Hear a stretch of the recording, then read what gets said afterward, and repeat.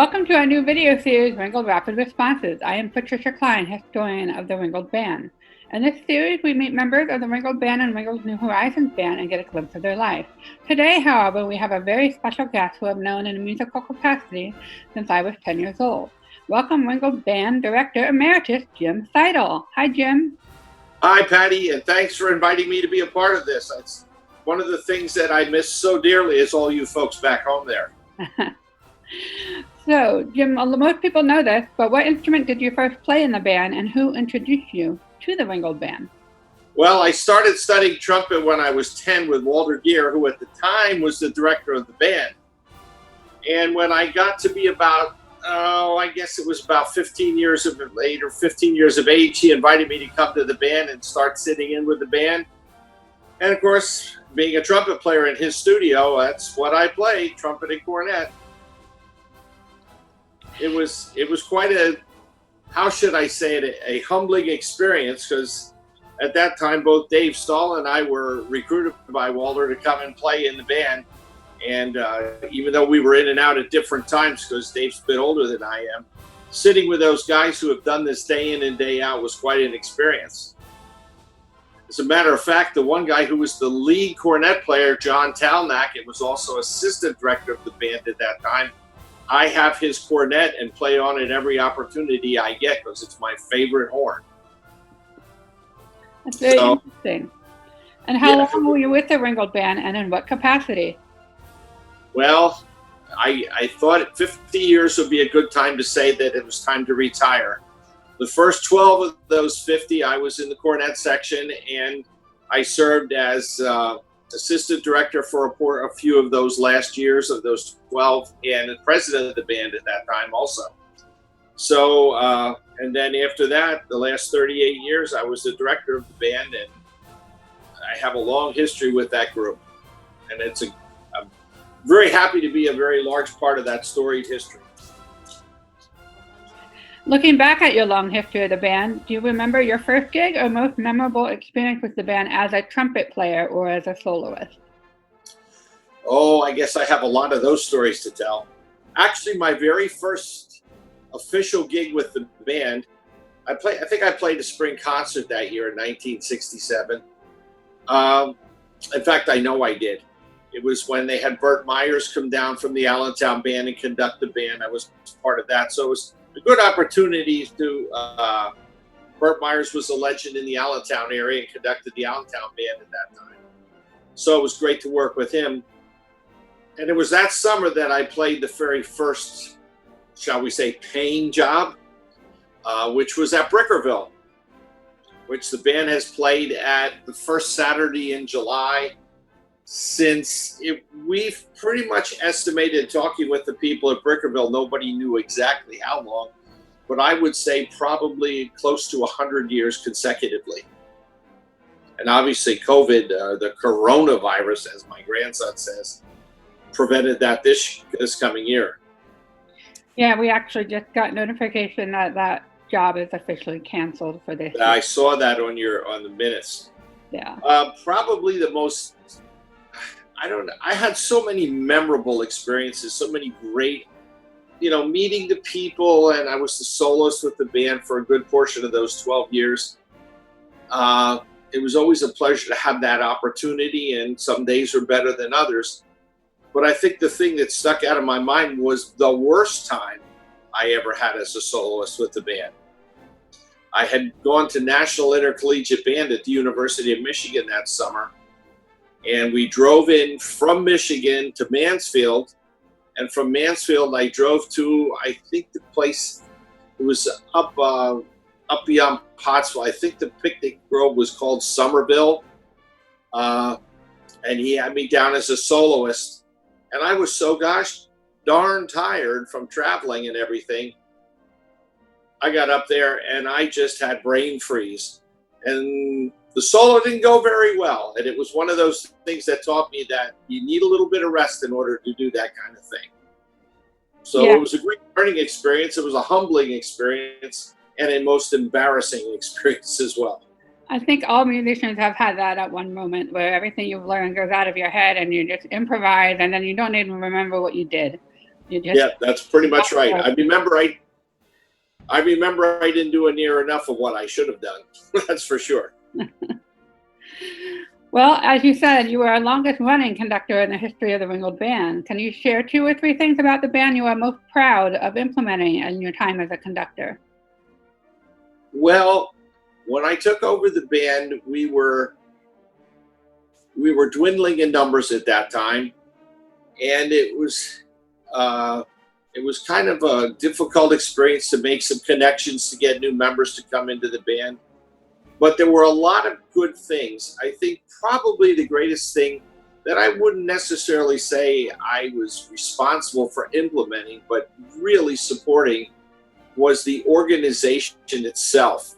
Obviously, if the band's been around 169 years, is that right? Yeah. Yep. Something had to be done right for a long time. But it seemed that the organization of the band was lacking as far as what the president did. The business manager took care of the jobs, the librarian took care of the library. But I would say that there was not a lot of communication among the 3 major factors of it. They had meetings and everything as we do today. But with the help of Gene Umbenhauer, who was the first president that I had the opportunity to work with in the band, Gene really took the bull by the horns, and I supported him, and we communicated regularly. We started getting the library back in order. The gentleman who did the library, he could go to anywhere in the library and find anything you asked him for. The trouble was, it was his system, and it was kind of not understood by anyone else. So that was a big thing. And within the first year, where the band used to rehearse on South 5th Street, we lost our lease. We had a month-to-month lease with a law firm who I absolutely have to say I don't remember their name any longer. But we had a month-to-month lease with them, and they were very accommodating, and we were there for a long time. But they needed to expand their building, their facilities, so they asked us to leave. And we had nowhere to go. We went to Exeter for a time. And it was getting into the new building that the band now rehearses in and has just recently been renovated. That really made a big change in the band. It became a home. It brought people around. People took ownership to the building. And I think one of the things is, I don't think I asked, at least I hope I didn't ask anyone to do something I wasn't willing to do myself. Because I drove the truck already. I drove, and everybody started pitching in and helping out.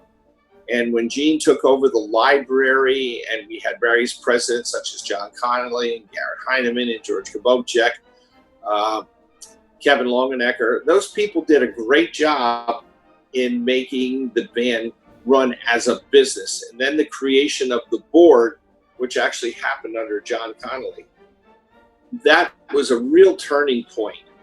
And it allowed me to just become a musical force. I knew what the business was, but I didn't have to worry about that. Other people took on those things. And that was usually the job of the conductor. Prior to that, as you read back in history, the conductors seemed to be responsible for making sure everything happened. And now, I hope Chuck's enjoying the same thing with the board, being so proactive to keep the memory of the band alive, and it's his job to keep the music alive within that. Yeah, the board is a well-oiled machine at this point.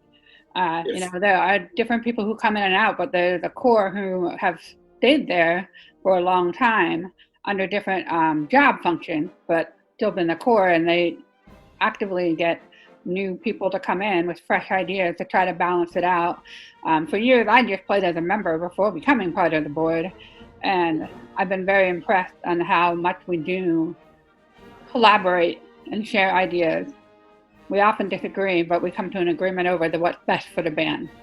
Well, I really think that's one of the things. Of course, you know me better than a lot of people do. I was very active in the music educators at Berks County.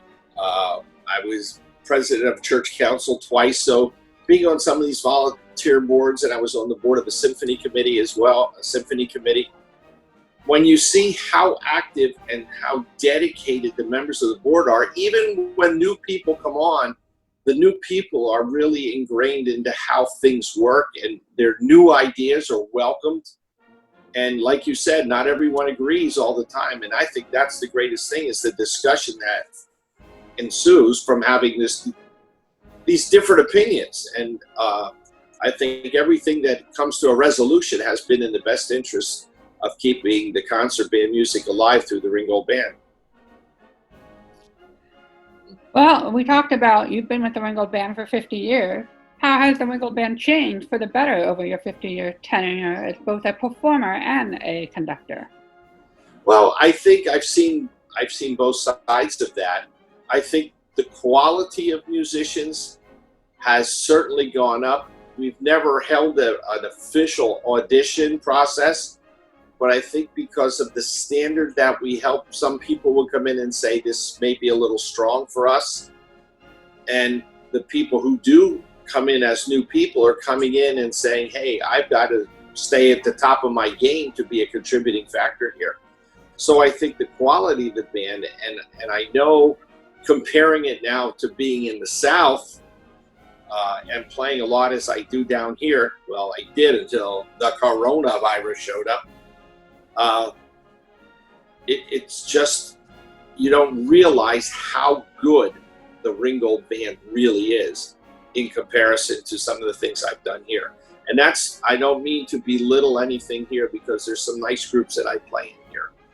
But I really think that's the biggest change I've seen.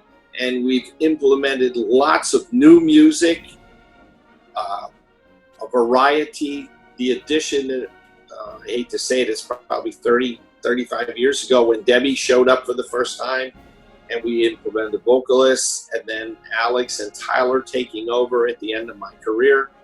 Added a different level of variety to which audiences seem to enjoy. And the band hasn't lost the true spirit of a band, and has engaged in newer music and kept the older music alive. So I think there's a great balance there that makes it appealing to audiences. Yes, we do have a wide library, and we do play a lot from it from various periods over the year. I think that's what makes us a little challenging to some of our newcomers. There is such a vast variety of music they have to learn. It's not like we play the same 10 songs the whole season. That's right, and that's what I've seen. The groups here, they don't do. I mean, Ringgold with the youth programs and the various types of things, the convention, the band's playing 25 performances that aren't all open to the public, but many of them are when we do a full schedule. And these is like one group I play in, a very professionally run group, does a 3-concert series in a year's time. Mm-hmm. 5 rehearsals to a concert. And so you're rehearsing just those pieces. And I can tell you for a fact that they're all pieces that Ringgold has played. So I really think it's opened my eyes to how proud I am of the people that I spent so many years with. Well, one of those educational outreach programs was on Ringgold's New Horizons Band. Can you share how working with senior aspiring musicians changed your life? I told them, and I'm not joking, I taught at Exeter for 38 years. I taught at Alvernia for 8 years. Teaching those New Horizons people was some of the best teaching I've ever done, and the most fun I ever had being a teacher. And I will openly admit, and I told them this, so I'm not telling tales out of school. The gentleman who approached me was a gentleman by the name of Dick Prettyman, who was president of the New Horizons International Organization, who I happened to be teaching at an adult music camp at Allegheny College. And he said, the Ringgold Band has all this potential to do this with these people. So the board spent a lot of time studying the program, how we would go about doing it, and we all came to a consensus. We partnered with Alvernia, we partnered with the local music stores, and the very first time we got together, there were 19 people. 2/3 of them, 1/3 of them had never played an instrument in their life. And we had Ringgold members come in and help them learn, learn and grow. And it was just so exciting to watch. As a teacher, when you got that student who is just so willing, you can't say enough, and it's like a sponge. They soak up everything and they want to be better and they work at it. And that's what teaching the New Horizons was all about.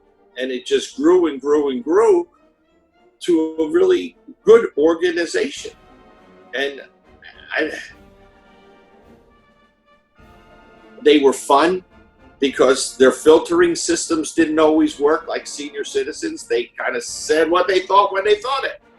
And it brought such levity to the rehearsals. They bonded as people.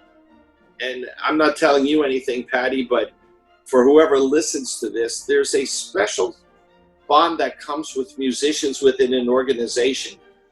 And when they have a good feeling about each other and work well together, it just enhances the overall product to levels that are so intangible, but you know why they're there. And you can't teach that. You can foster it, but you really can't teach it. And that's what I hope we did with the New Horizons program. And from everything, I've talked with some of the people, they email me and we chat via email at times. They're enjoying Al taking over with the New Horizons and having just the greatest time with him. And I know he's still working with me. He's just loving it to death. So it was one of the greatest things I think the band ever sponsored. And I know we focused on youth. They've really come a long way musically, and they are truly a family, and it shows. No, it is. I know we spent a lot of time fostering getting youth involved in things, which I think is still a great thing that the band's doing. But this was something that brought a whole different experience that I will be honest with you, never in my wildest imagination did I think it would ever happen. I just didn't think it would. So to all those who were a big part of that, I thank you for making this part for senior citizens such a great thing. Looking back, you and other members of the band, and even myself, have often invited talented high school musicians to come rehearse and perform with the band over the summer, and we also implemented the Ringgold Band Young Artist Award. Do you think this helped maintain the longevity of our band and organization? Oh, it certainly didn't hurt it any. It was always kind of frustrating to invite young people who I would come in contact with at the county festivals and district festivals. And, they wouldn't always show up. And quite honestly, they had I don't want to say a negative, but they had a preconceived idea that it was just a bunch of old people that got together to play and they weren't sure they wanted to do it. You came in as a student and played. I think it enhanced your musical career. I think the young people who have done it over the years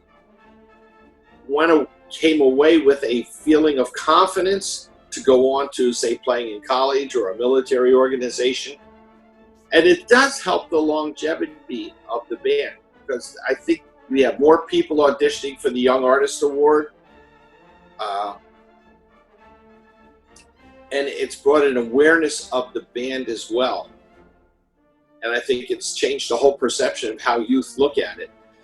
And, you would think they would flock to be there, but I see it no different anywhere else that I've been in the country. High school band students are busy with their high school programs. Most of those kids, the really good ones, are probably singing in the choir. They're probably the leads in the musicals. They're probably,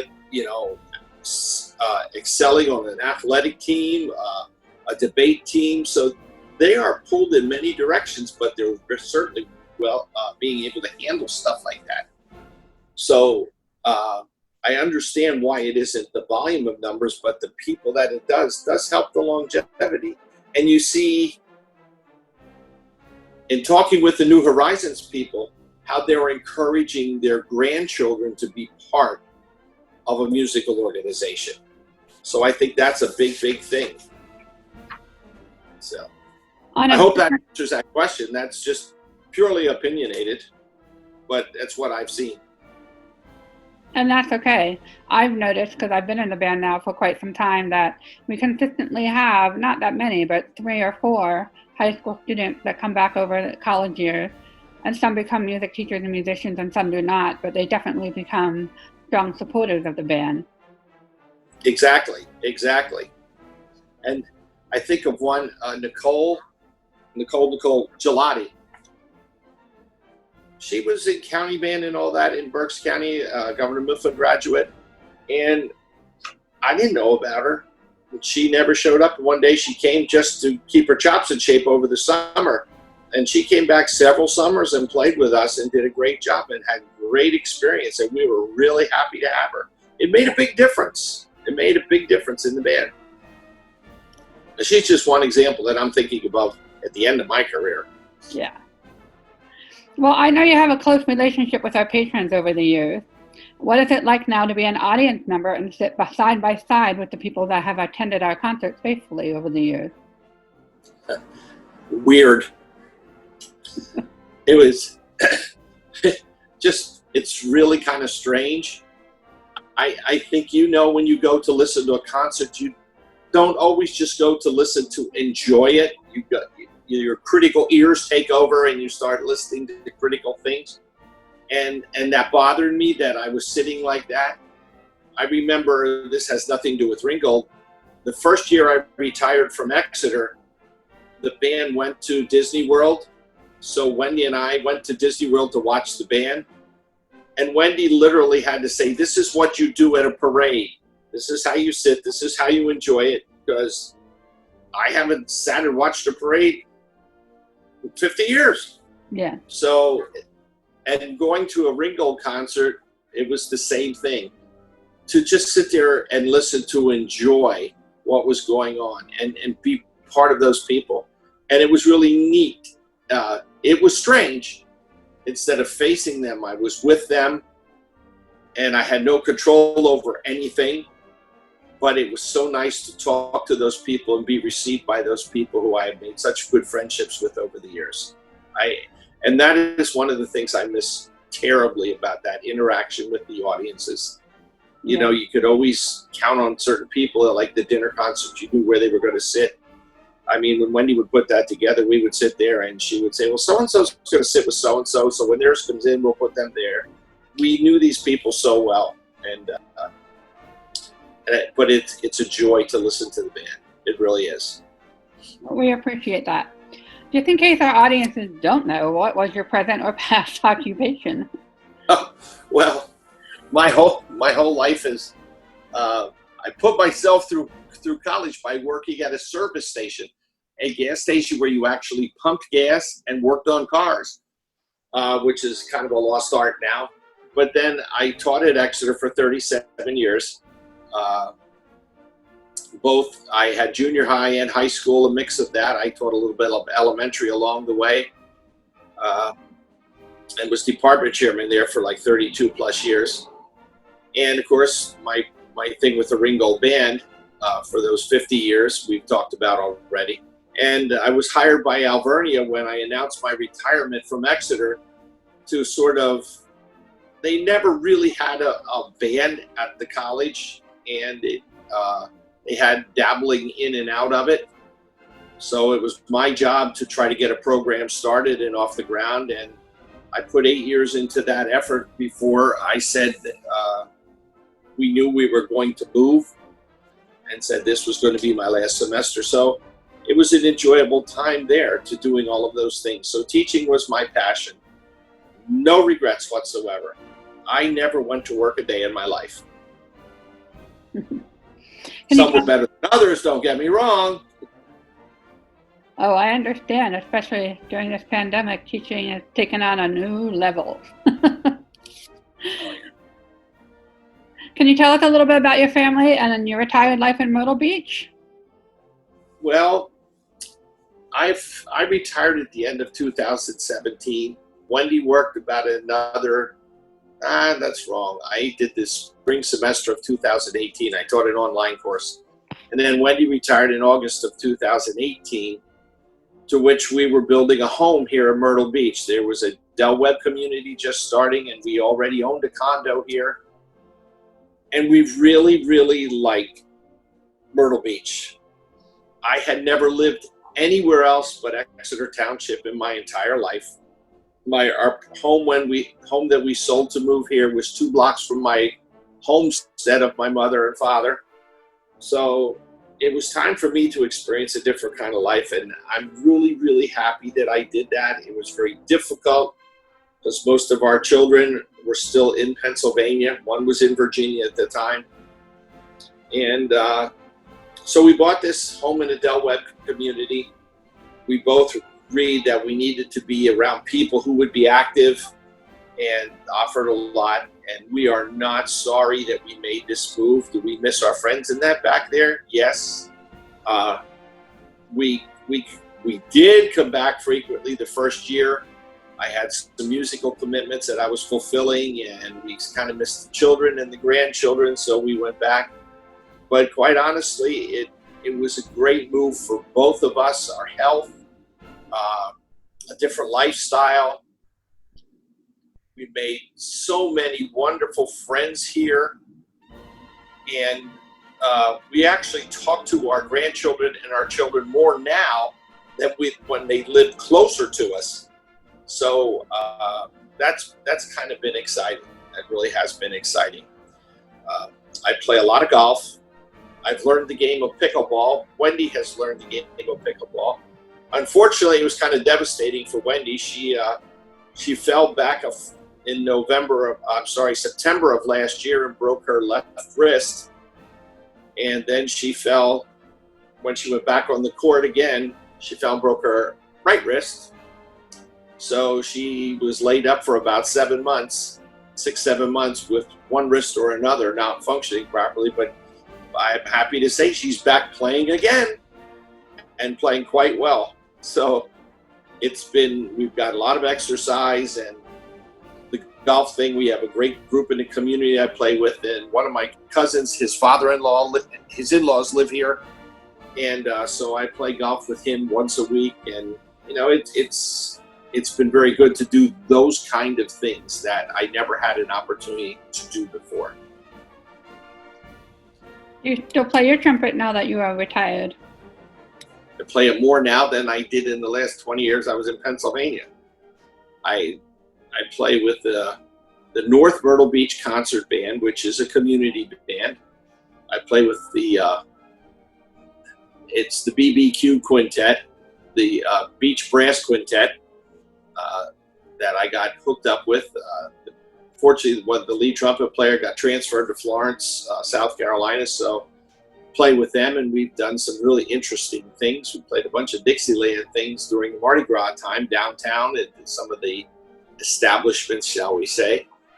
There's a brass band in Myrtle Beach. I play with the brass band, and I play with the Wilmington Symphonic Winds, which is a professional band that's run out of the University of North Carolina in Wilmington. So I've been keeping pretty busy with my trumpet playing. I can't wait till they open everything up and say, hey, we can do all this again. I was wondering, because you're a little bit ahead of us in the We're a little ahead of you there. The quintet, I did a recording session with the quintet 2 weeks ago in preparation for Memorial Day. They did a virtual Memorial Day service on the city's website. And we are actually playing for a Rotary picnic at the end of the month at one of the state parks, so it's all outdoors. So that's the only playing I've done, other than trying to practice a little bit so it doesn't all go away over this time. But it's kind of different. You know how Ringgold gears up for the summers? When the summers come here, everything stops. The summertime, it's too hot for outdoor concerts. So I'm curious, in your quintet, did you have your normal quintet formation, or did you have to sit further apart? We did sit further apart.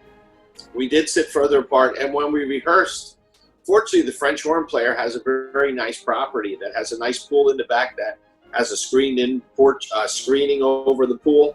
So we literally sat around the pool and played outdoors, which was really kind of nice. You lose a little bit of that being closer to a person, but we were a good 8 feet apart, each of us. Neat. What do you miss most about leaving the podium as conductor of the Ringgold Band? What do I miss the most?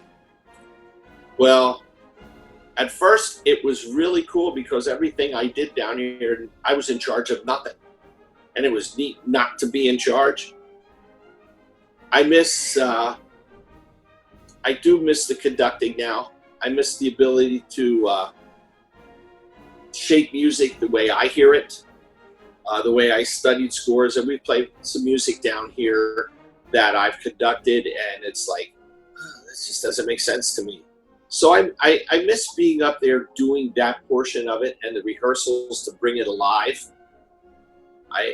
But at the same time, I really enjoy the fact that I'm just one of the guys in the band, not somebody that has to be. I do practice, but that weekly preparation for rehearsals and that, I miss it to a degree, but at the same time, I have to say, I enjoy my freedom as well. You're back to performing. Yeah. Is there anything you want our fans and band members to know? Is there anything I want them to know? Well, I want the people who are listening, both the New Horizons and Ringgold themselves, to know that when I left, I said I felt it was my time to leave, and I still believe that. But to know that I miss their camaraderie on a weekly basis more than I ever thought that I would. There's been nothing that replaced the feeling that I've had when I went to those rehearsals. And I've come back to some rehearsals, and I always call Chuck and say, hey, I'm going to be in town. Do you mind if I come and sit in? And when I sit there, it's just such a great feeling to look around that room and see new people that I have not had the opportunity to work with, and many of the faces that I did have many years to work with, and knowing that we made such great music together. And it is my hope to know, I asked a lot of those people, but it was a passion that I had. That band became such a passion and so much of my life. And to see it go on and know that I was a part of that and hope that I inspired them just really means a lot to me. And I have not had the clothes, my shirts that I don't really fit in that well right now, I have to admit, are still hanging in my closet. I can't part with them with the logo on. But I truly, truly miss them, really do miss them.